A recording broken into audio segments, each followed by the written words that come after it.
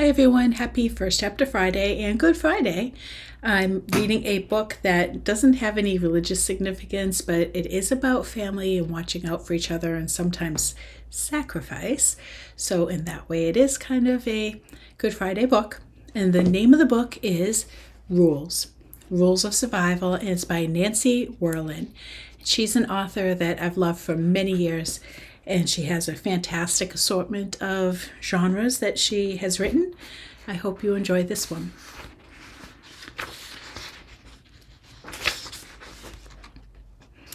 This book is for all the survivors. Always remember, the survivor gets to tell the story. Okay. Dear Emmy, as I write this, you are 9 years old. Too young to be told the full and true story of our family's past, let alone be exposed to my philosophizing about what it all meant. I don't know how old you'll be when you do read this. Maybe you'll be 17 like I am now, or maybe much older than that, in your 20s or even 30s. I've decided to write it all down for you, and I will, but that decision doesn't keep me from having doubts. I wonder if maybe it would be better if you never read this. I wonder if you really need to know exactly what happened to us, me, you, Callie, at the hands of our mother. As I sit here writing, part of me hopes that you will go along happily your whole life and will never need or want to know the details. I believe that's what Aunt Bobby hopes for, and Callie. I can understand that. For example, I have to admit that I don't want to know any details about what happened when our mother kidnapped you. So long as you've forgotten it anyway. So long as you're not having screaming nightmares or something.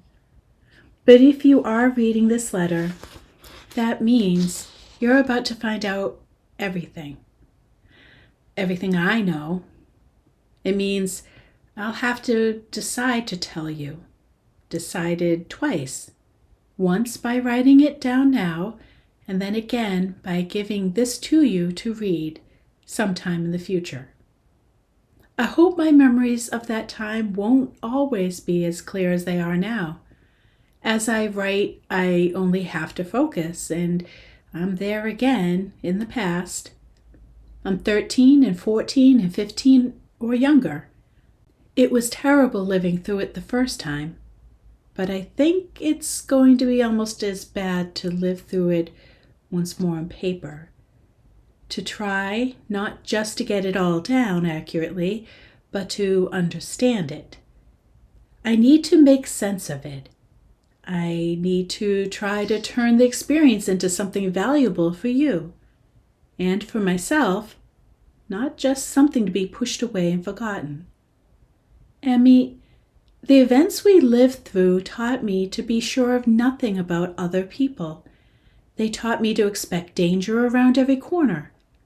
They taught me to understand that there are people in this world who mean you harm. And sometimes they're the people who say that they love you. Signing off, Matthew. Chapter 1, Murdoch. For me, the story begins with Murdoch McIlvaine.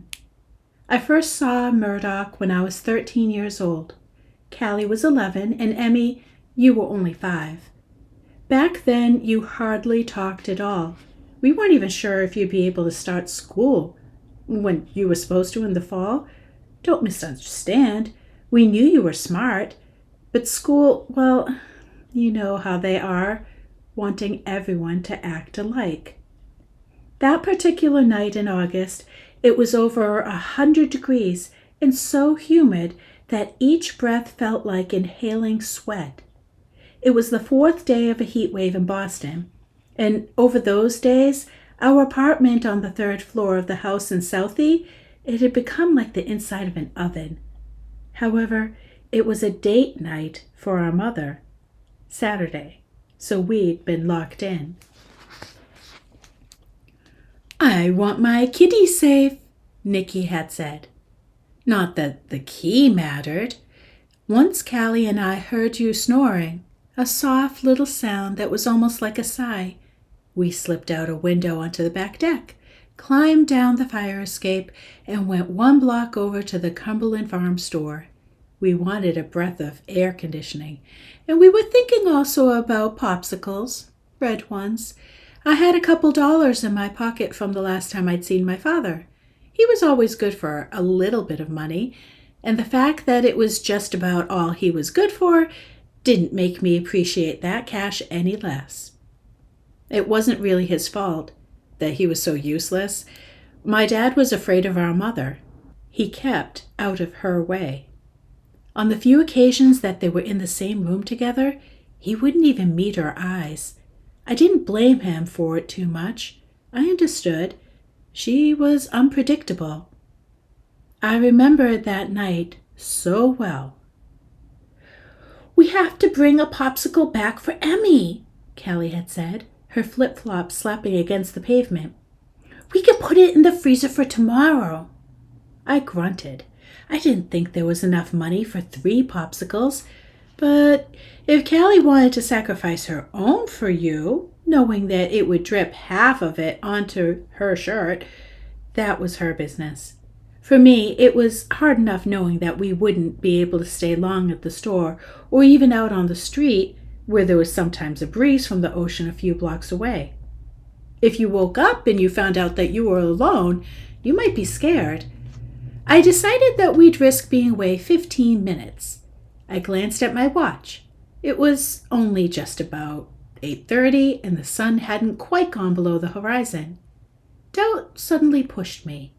If you woke, or if our mother returned unexpectedly— "Don't worry, Emmy won't wake up," Callie said. When it came to you, little sister, we always knew what the other was thinking. "And we'll be right back." "Okay," I said, but I made a mental note to get us back in 10 minutes rather than 15, just in case. And next time, I'd let Callie go to the store alone. She was old enough, really. I'd stay with you or bring you, maybe. It was hard to figure out what would be the safest thing to do for all 3 of us all the time, but it was my job. As we pushed open the door to Cumberland Farms, and we were greeted by a glorious blast of cool air, I was thinking about, in a year and a half, I could maybe go out on my own at night and trust Callie with you. Even if I could only do that once in a while, it would really help. I could get over to the ocean at night, walk the causeway, hang out with some of the guys from school. Maybe I could even talk to this one girl I sort of liked. If our mother were out anyway, it would be okay to leave you girls alone, I thought. I'd still be careful that you weren't alone with her when she came home after her Saturday night outings. That wouldn't be hard, considering she rarely came home before 2 or 3 in the mornings, if at all. And then I saw him, Murdoch. Okay, I saw him, but I didn't really see him. That came a few minutes later. I just glanced around the store. There was a teenager at the cash register behind the front candy counter, a huge barrel-shaped man that stood in front of the counter with a little boy, smaller than you were even then, and Murdoch. Of course, I didn't know his name then, and his date, a woman I never saw again. They were in line behind the man with the boy. Callie and I headed for the ice cream freezer, and we had just reached it when the yelling began. We whipped around. It was the barrel-shaped man and the little kid. The man had grabbed the boy by the upper arms and yanked him into the air. He was screaming in his face while the kid's legs were dangling. "What did you just do?" And then the little kid was clutching just a package of Reese's Pieces, and he started keening. His voice a long, terrified wail, and his little body went rigid. The big man, his father, shook him hard and kept doing it. I'll teach you to take things without permission, spend my money without asking. And then the other man, the one I later knew was called Murdoch. He was between the father and the son. Murdoch snatched the little kid away from his father and put the kid down behind him. Then Murdoch swiveled back. Emmy, I like to freeze the memory in my mind and just look at Murdoch. He was a medium kind of man, medium height, medium build, hair shaved close to the skull. You wouldn't look twice until you have looked twice. He wasn't afraid. I noticed that right away about him.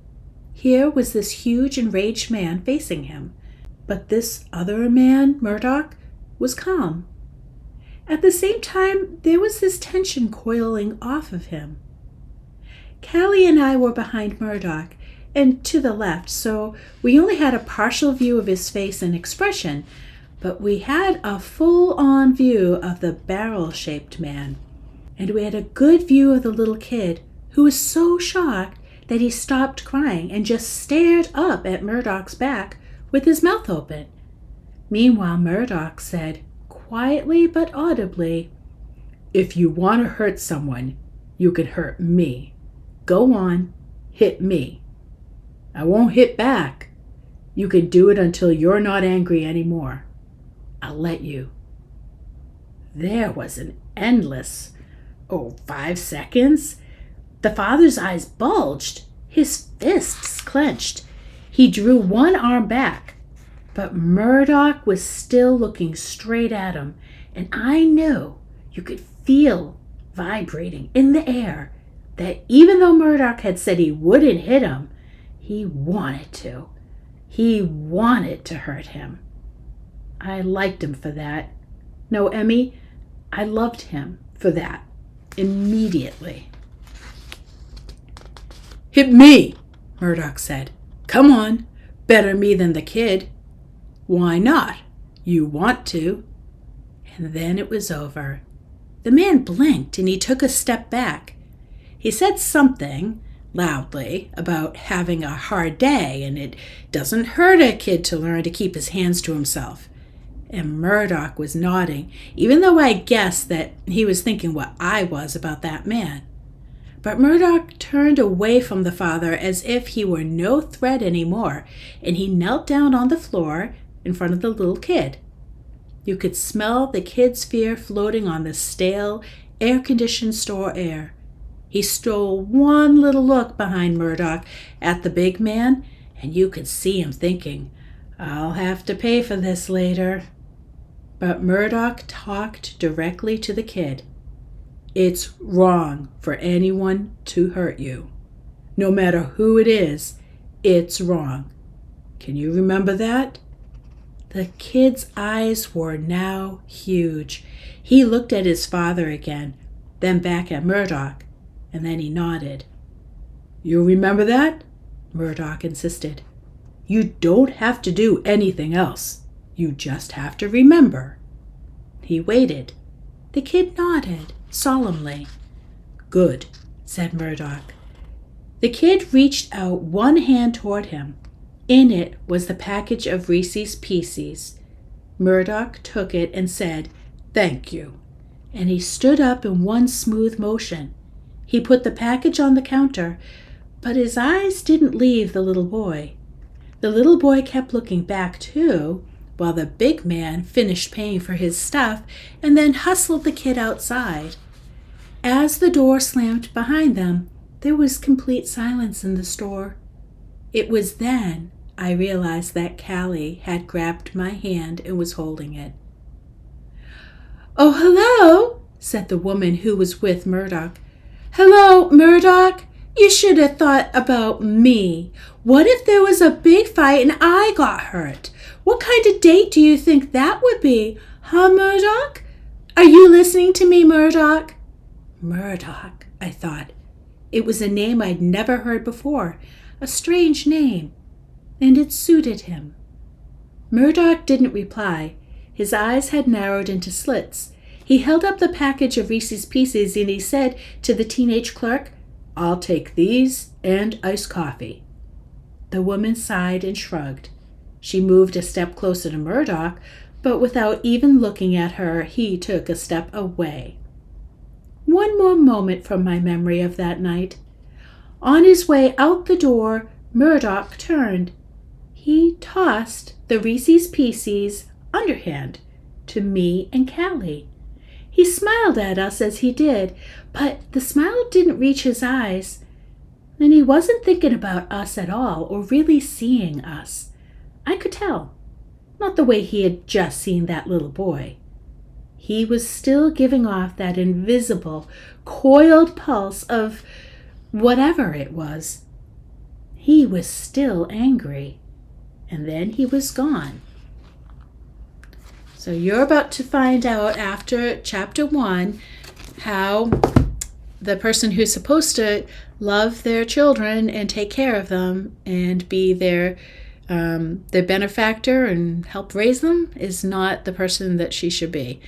And it tells you the story about how Murdoch enters their lives and the way Matthew responds to the call to take care of his siblings. I hope you read it. It's an excellent book, as are all of her books. And have a great Friday and a great week. Take care.